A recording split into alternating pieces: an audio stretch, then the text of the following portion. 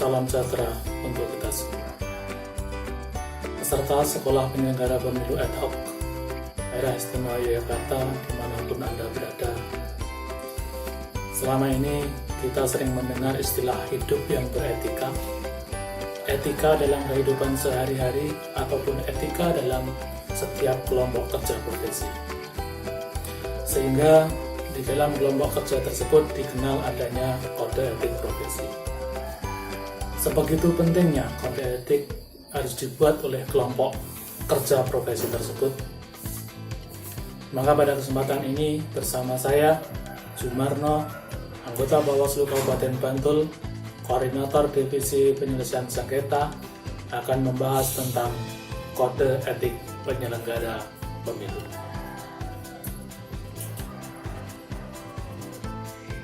Kita mulai dari etika. Etika berasal dari bahasa Yunani, yaitu ethos, yakni adat atau kebiasaan, watak, kesusilaan, sikap, cara berpikir, ataupun akhlak.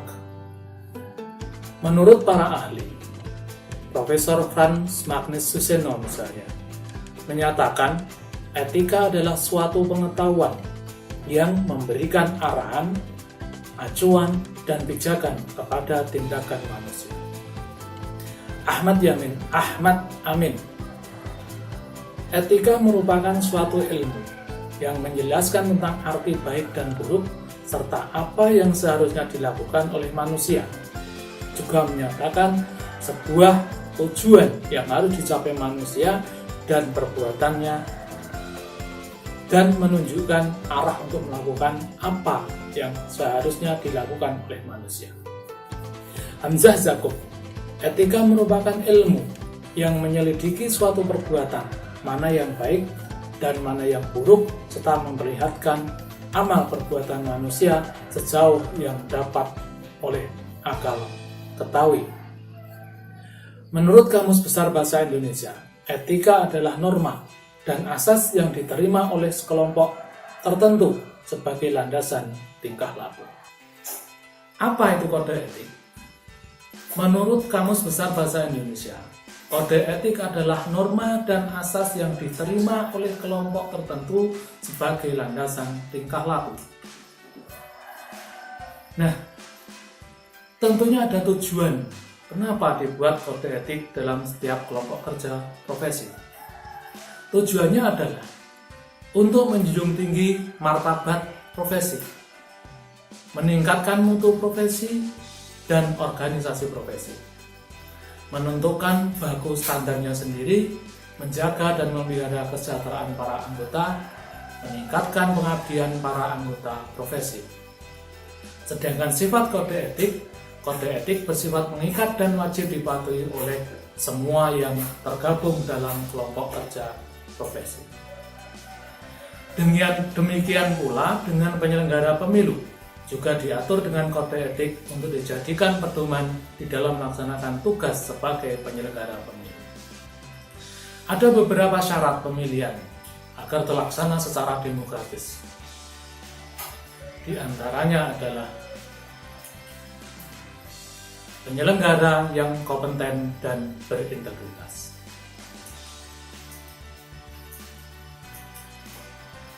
Apa itu kode etik penyelenggara pemilu?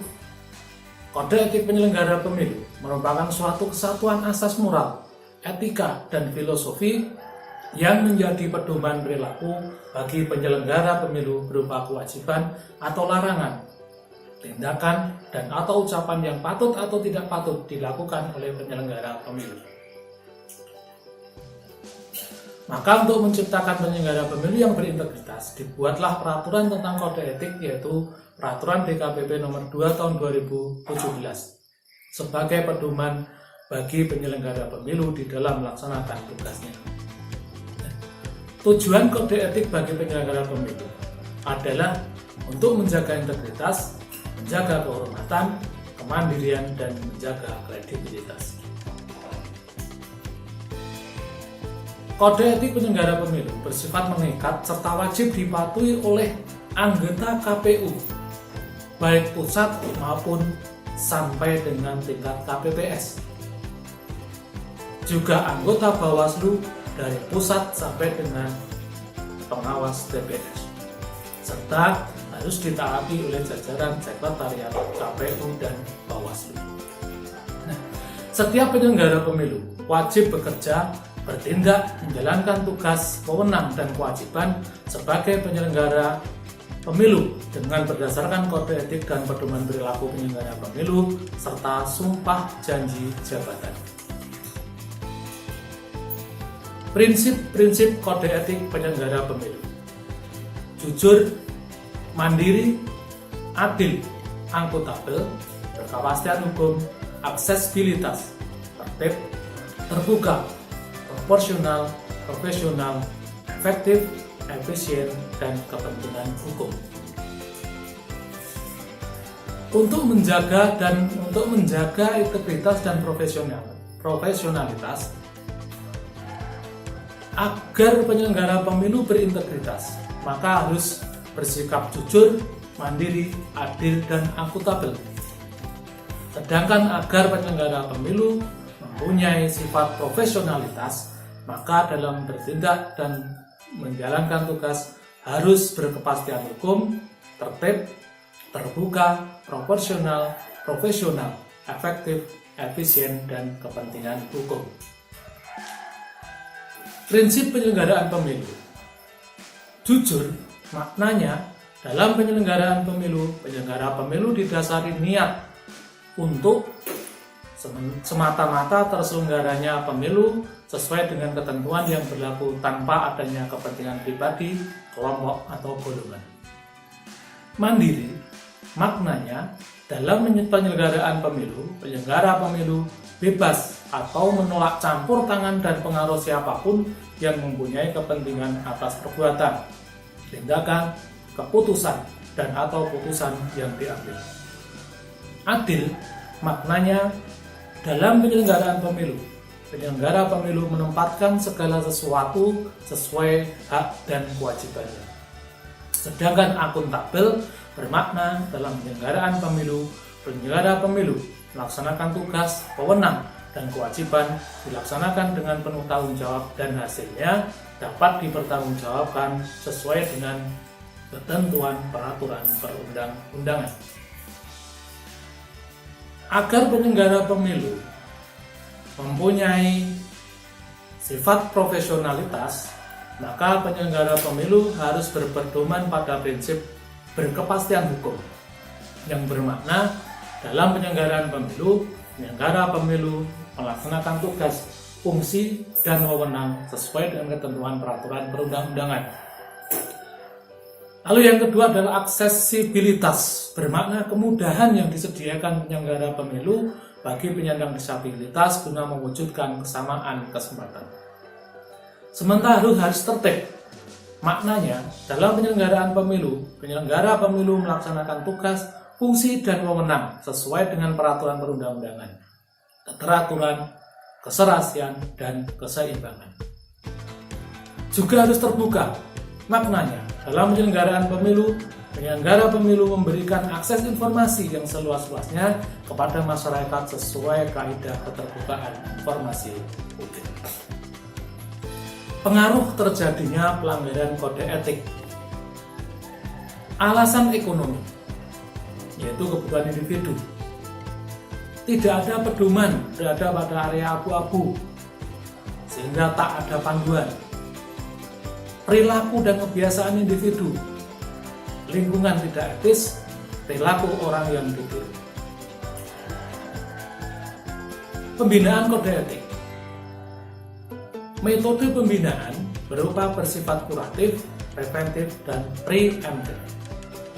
Pembinaan kuratif yaitu jajaran penyelenggara pemilu memberi bantuan teknis kepada jajaran di bawahnya yang diadukan ke DKPP dalam bentuk pendampingan hukum, asistensi teknik, maupun dukungan moral. Pembinaan secara preventif yaitu dengan mengutamakan mencegah untuk segala kemungkinan bagi terjadinya pelanggaran kode etik penyelenggara pemilu. Pembinaan secara preemptif menitik beratkan pada upaya deteksi dini atau early warning, progress report kepada seorang penyelenggara pemilu, atau langkah-langkah lain yang mengarah peningkatan kapasitas pemeliharaan kemandirian dan terjaganya kredibilitas penyelenggara pemilu. Perbawaslu nomor 1 tahun 2020 tentang tata kerja pola hubungan Badan Pengawas Pemilu menyatakan pada pasal 55, Bawaslu Kabupaten Kota berwenang melakukan supervisi terhadap pelaksanaan tugas, wewenang, dan kewajiban Panwaslu Kecamatan dengan cara pada huruf D melakukan pemantauan ketaatan anggota Panwaslu Kecamatan, Panwaslu Kelurahan atau Desa, dan pengawas TPS terhadap ketentuan kode etik penyelenggara pemilu dan pemilihan, serta ketentuan peraturan perundang-undangan yang lain. Pada pasal 80 ayat 1, untuk memastikan pelaksanaan tugas, wewenang, dan kewajiban pengawas pemilu dan pemilihan dilaksanakan sesuai dengan ketentuan peraturan perundang-undangan, dilakukan pembinaan dan pengawasan pelaksanaan tugas pengawas pemilu dan pengawas pemilihan.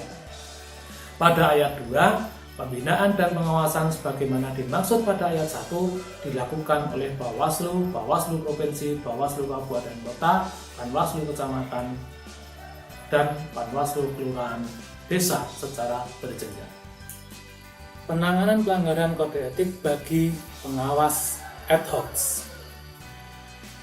Peraturan Bawaslu nomor 4 tahun 2019 tentang mekanisme penanganan pelanggaran kode etik Panitia Pengawas Pemilihan Umum Kecamatan, Panitia Pengawas Pemilihan Umum Kelurahan atau Desa, dan pengawas tempat pemungutan suara.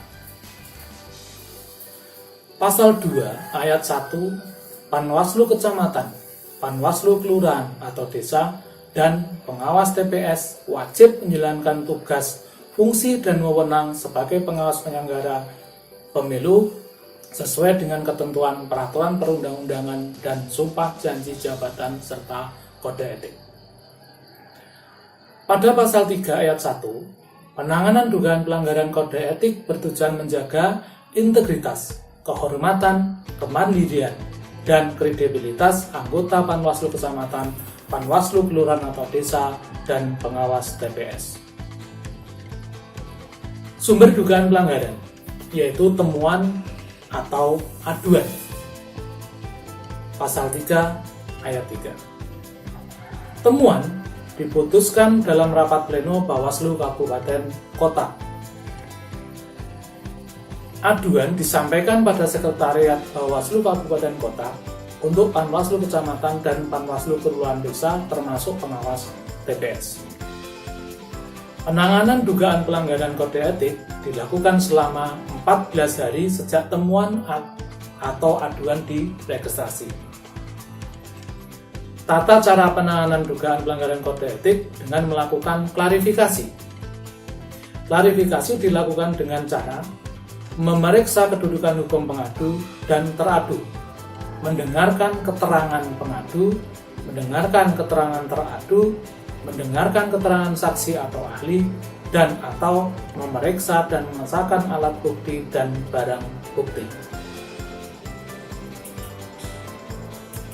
Sanksi pelanggaran kode etik.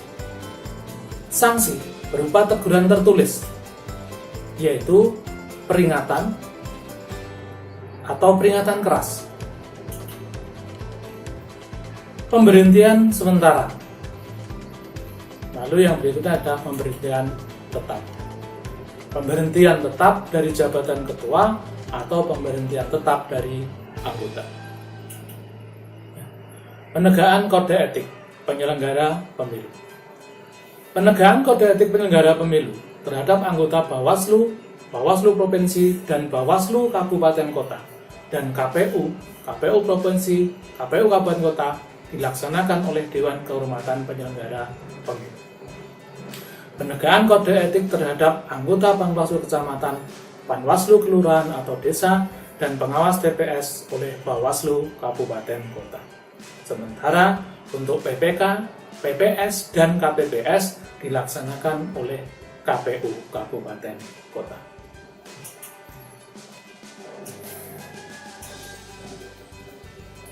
Peserta Sekolah Penyelenggara Pemilu Ad Hoc di Daerah Istimewa Yogyakarta, demikian tadi pembahasan kita tentang kode etik penyelenggara pemilu.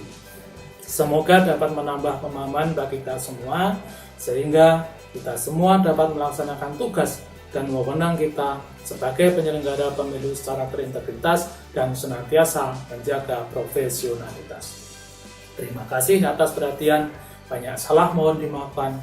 Saya akhiri. Wassalamualaikum warahmatullahi wabarakatuh.